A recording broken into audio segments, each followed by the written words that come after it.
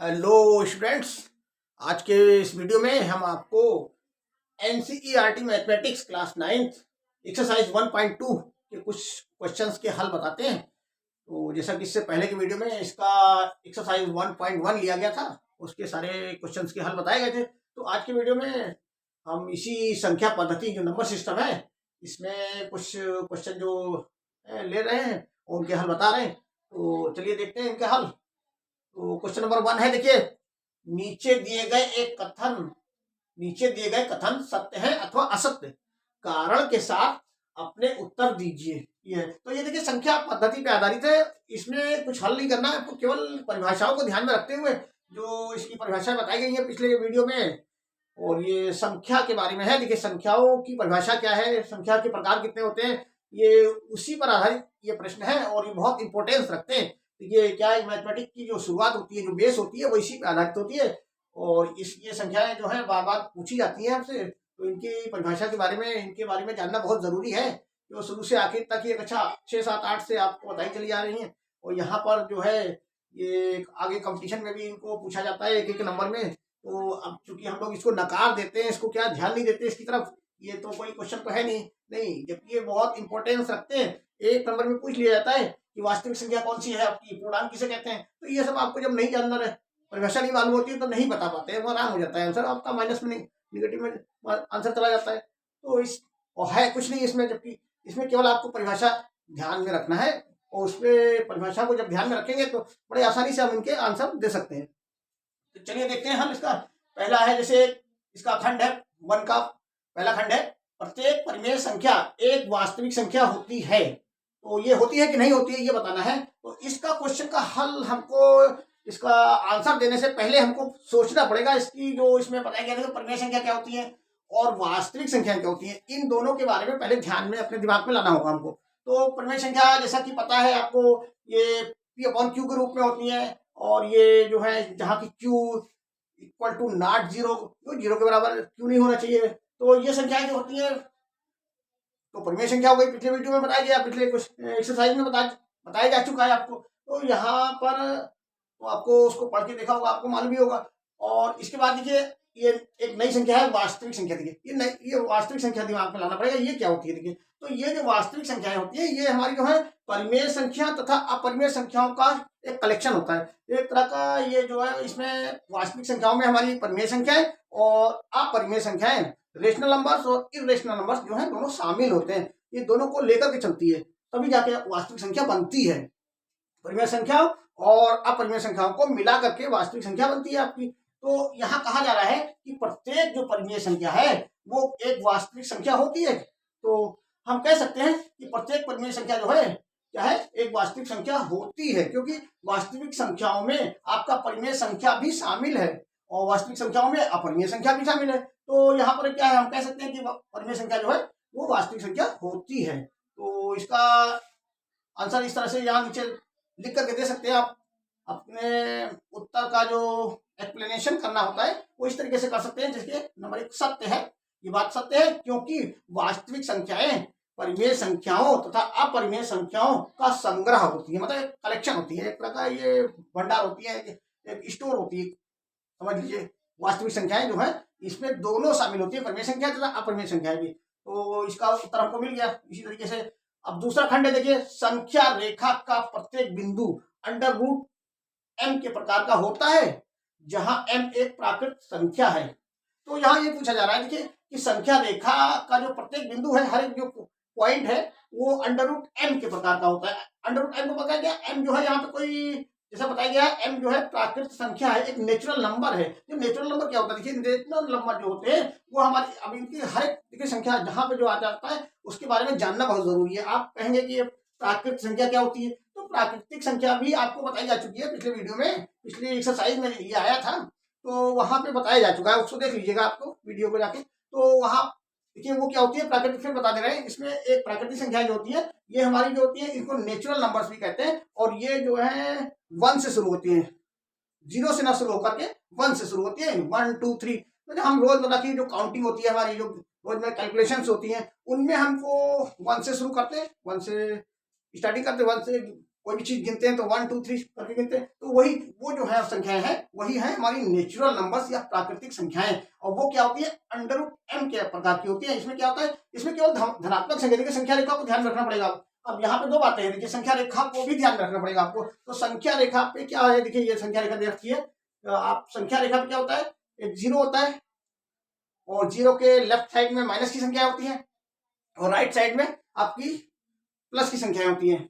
तो इन दोनों को मिला करके जो होता है ये संख्या रेखा बनती है, जो कि लेफ्ट साइड में और राइट साइड में अनंत तक जाती है। इसमें कोई एंड नहीं होता इनका, ये एंडलेस होती है संख्याएं। तो ये संख्या रेखा हो गई। अब संख्या रेखा का यहाँ कहा जा रहा है कि प्रत्येक बिंदु जो है अंडर रूट m के प्रकार का होता है। तो कैसे होता है, देखिए यहाँ पे देखिए ये समझना है। तो देखिए अंडर रूट m क्या है, ये नेचुरल नंबर है, ये प्राकृतिक संख्या है और ये प्लस में है। देखिए प्लस में है तो प्लस में ये होती ही है, ये माइनस में नहीं होती है। ये जो प्राकृतिक संख्या होती है ये आपकी माइनस में नहीं होती है। संख्या रेखा पर चूंकि ये 1 से शुरू होती है, इसमें प्लस के 1 से शुरू होती है ना, ये माइनस की संख्या इसको शामिल नहीं किया गया है। इन प्राकृतिक संख्याओं में माइनस की संख्याओं को शामिल ही नहीं किया गया है। तो जब माइनस की संख्याओं को शामिल नहीं किया गया है तो हम कह सकते हैं कि संख्या रेखा का जो प्रत्येक बिंदु है वो अंडर रूट m के प्रकार का प्रत्येक बिंदु, हर एक बिंदु है, हर एक बिंदु नहीं होता, हर एक बिंदु जो है अंडर रूट m के प्रकार का नहीं होता है, ये कह सकते हैं। क्यों नहीं होता, क्योंकि हम जब अब संख्या रेखा तो बहुत लंबी है, लेफ्ट साइड में भी है राइट साइड में भी है। अब यहाँ लेंगे कोई संख्या, कोई पॉइंट लेंगे, कोई बिंदु लेंगे तो यहाँ पे क्या है, माइनस की संख्या मिलेंगी हमको, और जबकि ये प्लस की संख्या दिखाई जा रही है आपको। अंडर रूट m क्या है, नेचुरल नंबर है, नेचुरल नंबर जो है प्लस में होते हैं। तो प्लस में आपको कहाँ मिलेंगे, ये संख्या रेखा पर राइट साइड में मिलेंगे। राइट साइड में जो है नंबर्स वो आपको प्लस में मिलेंगे।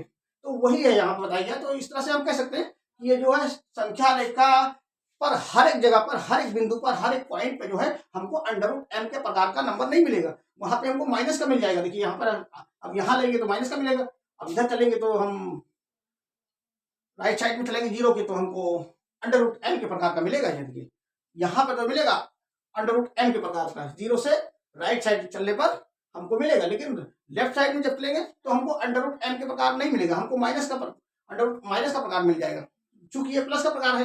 तो इस तरह से हम कह सकते हैं ये बात जो है असत्य है। देखिए क्योंकि किसी भी प्राकृतिक संख्या का जो वर्गमूल होता है वो ऋणात्मक संख्या नहीं हो सकती है।